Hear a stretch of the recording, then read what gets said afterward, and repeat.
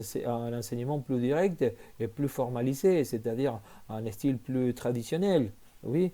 Et après, il y a celui, le style permissif, c'est-à-dire les professeurs intuitifs qui va, euh, comment dire, selon le vent qui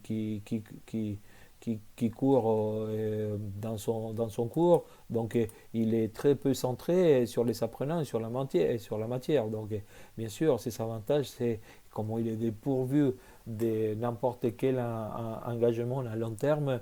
Et cet style intuitif, il t'accommode au concept.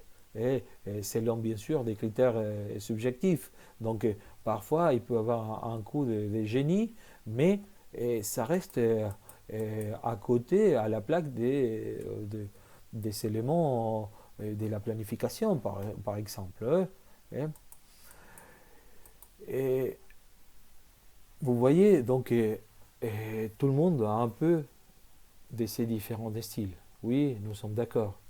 Et- mais maintenant, on est dans un cours, donc il faut savoir comment gérer les espaces dans une classe. Donc, comment on marche. Hein. Donc, moi, personnellement, et ça, c'est mon opinion très très personnelle, donc, je remplis toujours les espaces en marchant, en étant coude à coude avec mes élèves, afin de personnaliser mon enseignement selon les besoins académiques de chaque élève. Faire les cours, on a appris, faire classe, c'est-à-dire comprendre, être à côté, être guide. Hein. Et ce sont deux logiques inséparables et qui engagent l'enseignement tout entier, mobilisent aussi l'ensemble des compétences professionnelles et qui nécessitent un travail très personnel, très propre. D'où le besoin d'être bien dans ces chaussures en tant que professeur et individu. Hein. Et, et donc, et là, on peut sauter tout de suite donc, aux compétences. Dans un cours français hein, et des langues étrangères. Voilà, donc on parle tout le temps des compétences, mais qu'est-ce que ce sont ces quatre macro-compétences. Voilà, donc vous avez une compétence transculturelle, une métaculturelle, une interculturelle et une pluriculturelle. Et, auquel j'y rajouterai voilà, donc, la compétence qui se détache des autres, qui est la co-culturelle. Voilà. Et, vu que les cours de FLE sont toujours avec des élèves captifs, voilà, donc dans les écoles secondaires, les apprenants ne choisissent pas la langue qu'ils veulent apprendre. Donc ils sont captifs et parfois il y a un tirage au sort ou parfois il n'y en a même pas. Ça dépend de la division où ils tombent. C'est dommage. Mais il faut rester très attentif à ces élèves. Il faut toujours être à l'écoute. Donc, et c'est là que ces compétences y apparaissent.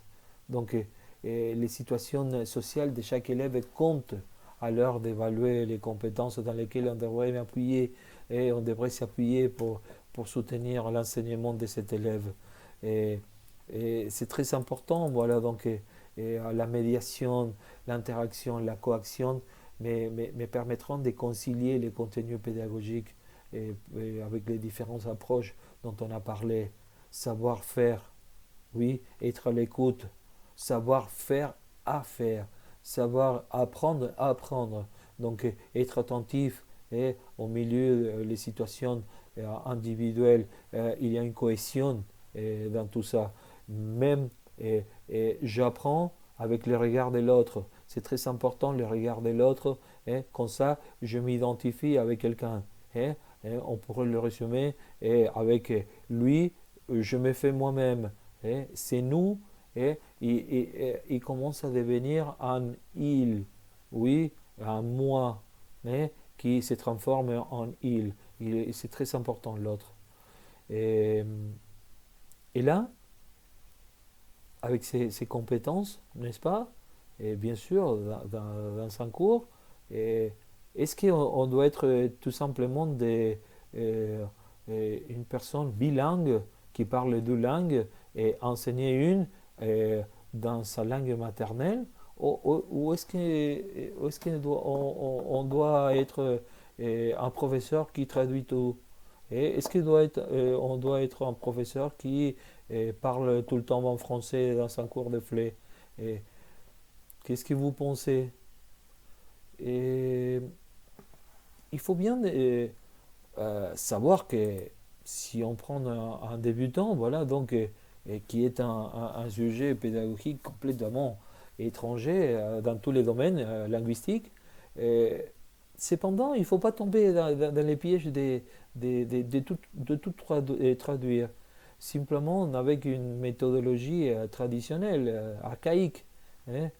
Ben, quoi qu'il apprenant ne connaisse rien du français, il pourrait commencer à mettre en action son écoute, hein, et sa compétence métaculturelle.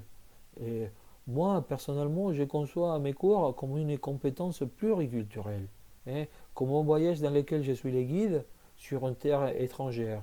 Donc, il faut faire voyager cet enfant, il faut faire parcourir un chemin qu'il n'a pas l'habitude de parcourir. Donc, il faut qu'il oublie cette langue maternelle pour qu'il apprenne une autre.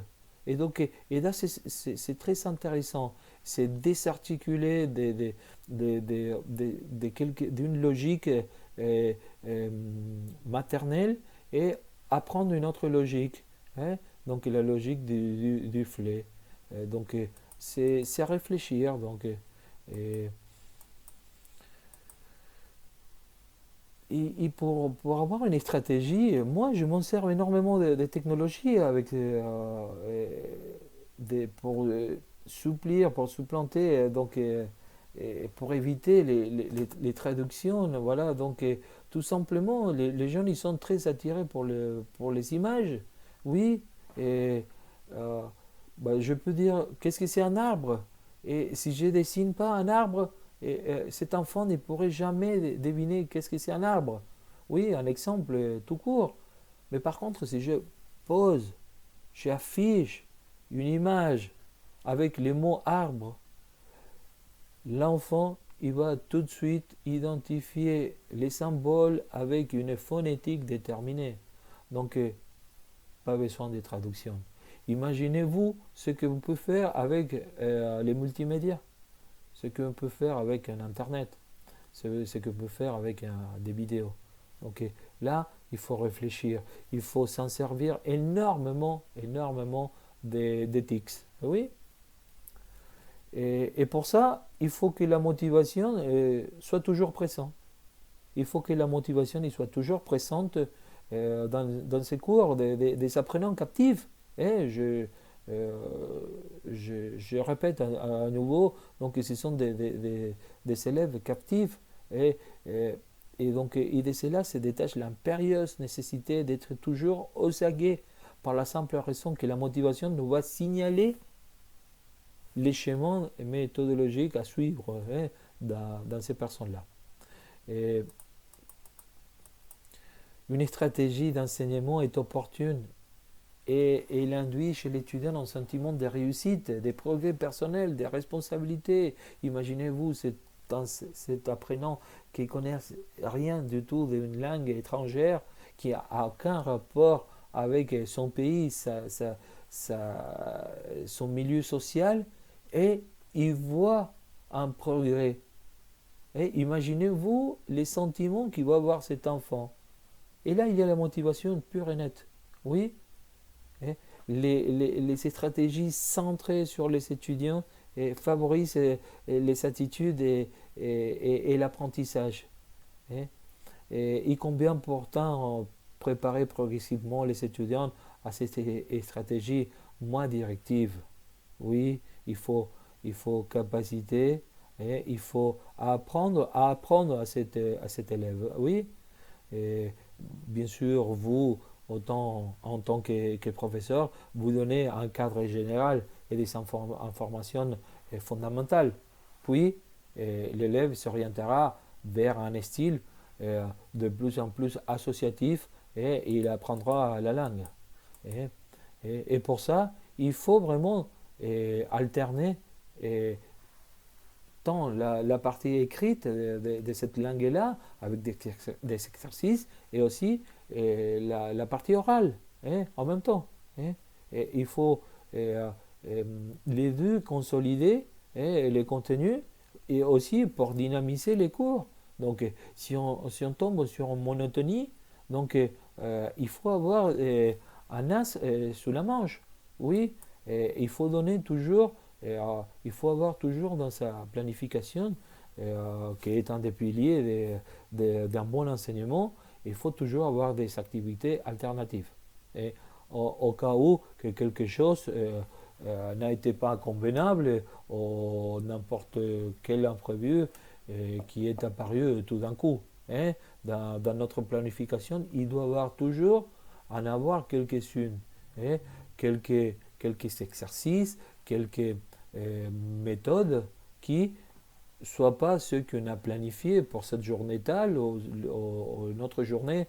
Non, il peut y avoir toujours un problème. Donc il faut savoir, peut-être nous on a planifié dans notre tête un sujet déterminé et il n'y a pas une vraie réception hein, chez les élèves. Donc il faut vraiment là comprendre qu'on doit gérer les temps des élèves et il faut gérer aussi des problèmes, oui, qui pourraient apparaître dans n'importe quel moment. Oui, et, bon, en guise des conclusions, voilà, donc vous avez vu une petite euh, interrogatoire propre d'un futur enseignant dans des flets. Donc on peut se poser beaucoup d'autres questions, mais là je crois que je me suis centré vraiment dans des questions très, très pertinentes, très précises, afin de pouvoir répondre voilà, donc, vos questions. Oui. Et en tout cas, je vous remercie et à bientôt. Merci.